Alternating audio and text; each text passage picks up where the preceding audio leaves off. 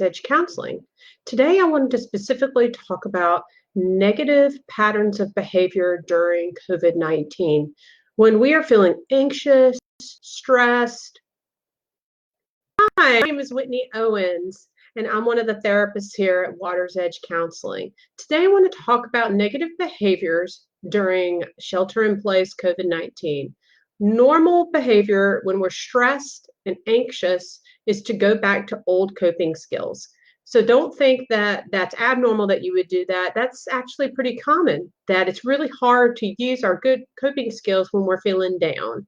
So obviously we want to use our positive coping skills, and those would be things like running and sleep and journaling, talking to someone, using maybe DBT skills like mindfulness, grounding techniques.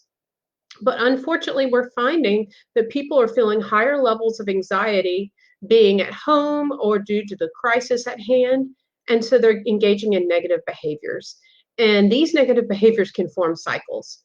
An example for that would be alcohol. So a lot of people are drinking more than they ever have before. We are finding that online alcohol sales have increased by 243%. That was a statistic April 2nd. Wow. And so wine, mixed alcohol drinks, liquor, beer, all of it has increased. And so more people are drinking alcohol. And then we're going to find that when this ends, or when we start to return to somewhat normalcy, behaviors are going to continue. And so it could be alcohol, it could be another negative behavior, it could be even as simple as you're biting your nails. I mean, there are all these kinds of negative behaviors out there, and those are leading to a negative lifestyle. So I want to give a tip on what are we going to do about this negative behavior. One of the things that you can do to stop negative cycles of behavior, we call it breaking the cycle, is to figure out the time of day that you're doing this event. Is there a time of day or a trigger before the event that's more likely than another? So you might think to yourself, oh, I always have a drink at 5 o'clock, or I often have a drink after I have a conflict with my spouse, or when I'm mad at someone. Or you might say, I have another negative behavior at a certain time of day.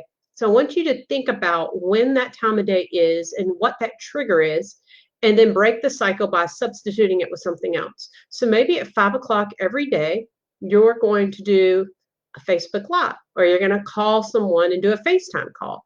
Or maybe every day at 5 o'clock, you're going to go on a walk. And so you can release some of that stress from the day or go on a run. Find a positive coping skill to replace the negative coping skill. I like to encourage people to create a positive coping skills list so that they have it right there. I've found that some people even tack it up onto their bulletin boards on their wall so that when they need a coping skill, they can quickly find it. Because when we're ready for a negative behavior, it's really hard to make that change. It's really hard to choose to do something positive. And the longer we wait to do something positive, the harder it is. So you want to have that list easily accessible and quick. So I do find this is really helpful for teenagers. So they might end up drawing, or they might end up journaling, which I think is great for anybody. And that would be replacing a negative coping pattern with a positive coping pattern.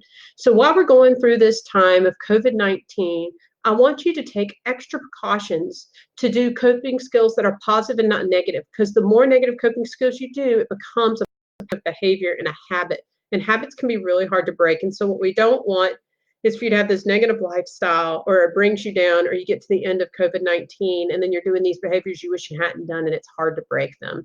So take the time to make a coping list of positive coping skills so that you can be prepared.